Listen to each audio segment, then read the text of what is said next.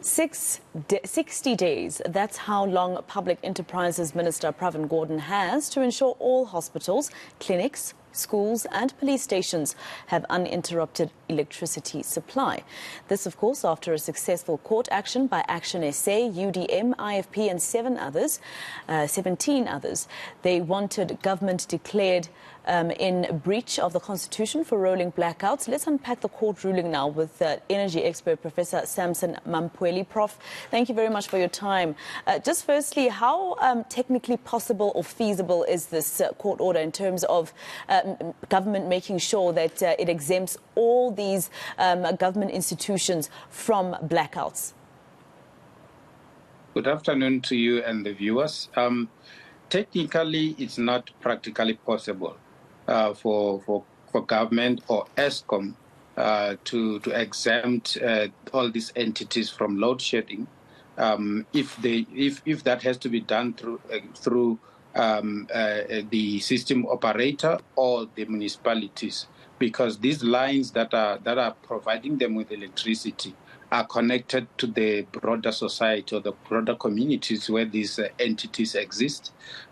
It's low voltage lines in most cases that are in the distribution system.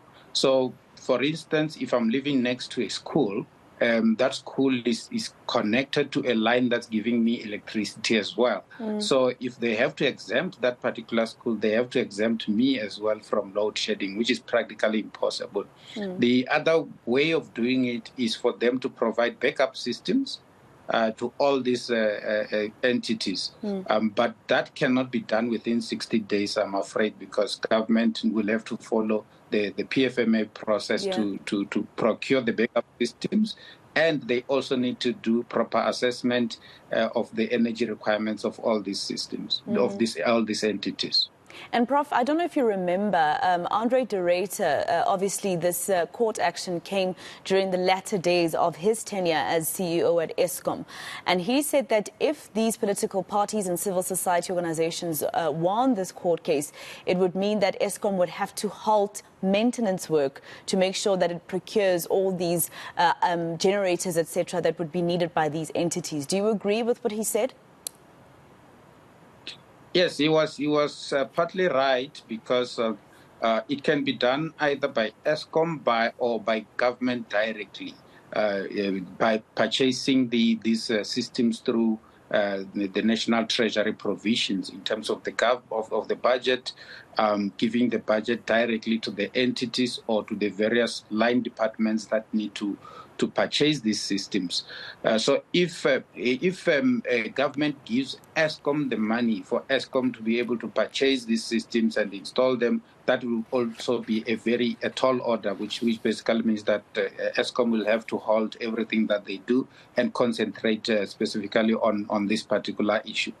And also if they have to follow the PFMA process in terms of procurement, 60 days is not enough to procure anything in government unless you go for emergency procurement, which has got its own challenges in terms of the law itself. And we all know what happened when the finance minister tried to exempt ESCOM from following the PFMA. But I just want to read you one line from the judgment, and I just need to know from you technically what it meant ESCOM did, because the judgment says in simple terms, the government had been warned and had accepted that it would run out of generating capacity by 2008, and we remember that, which had happened. And in the 15 years since then, it has failed to remedy the situation, which is quite true. We're on stage 6 load shedding now, and we've been on load shedding every single day since around October last year. So what do you think happened between 2008 and now at ESCOM and government level? Did they probably forget about maintenance work and concentrate on the IPPs? Not necessarily. So what happened was that warning was also captured in the white paper on renewable energy. That is a government particular paper. And what happened from then was that government started planning new generation capacity. And they planned Medupi and Kusile power stations.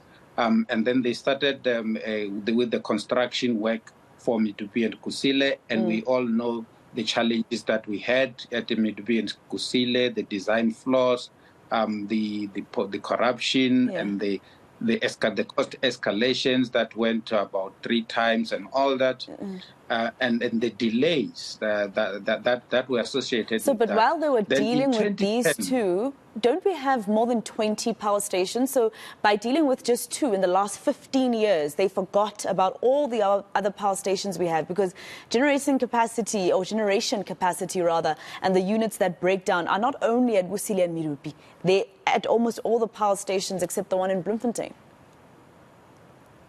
Yeah, so they didn't necessarily. So what happened was there was neglect in terms of the maintenance of the various power stations. So that is one of the biggest problems, because our biggest issue now is not renewable energy or anything like that. It is the breaking down of mainly 6 power stations on the coal fleet side of things, and that is because of the improper or lack of maintenance that took place over the years. But in trying to solve the problem, government also came up with the integrated resource plan in 2010, which they started implementing, and then around 2015, there was a delay in the implementation of the IRP, with the delay of the signing of 27 projects. 2019, the IRP was reviewed, and then government started kind of playing catch-up in terms of implementation of the IRP. So Minister Mantashe has been implementing the IRP on a catch-up kind of basis. Yeah. We are now going into bid window 7, which will give us about 15,000 megawatts. And we also, one thing that they did, which was not done in the past, was coming up with the energy action plan, which the president announced. So what we need to do urgently is to implement the energy action plan, in my view, which also includes fixing the 6 power stations that are problematic. All right. Well, let's see how slowly or how fast they'll do this. Thank you very much for speaking to us. Energy expert Professor Sampson Mamphweli.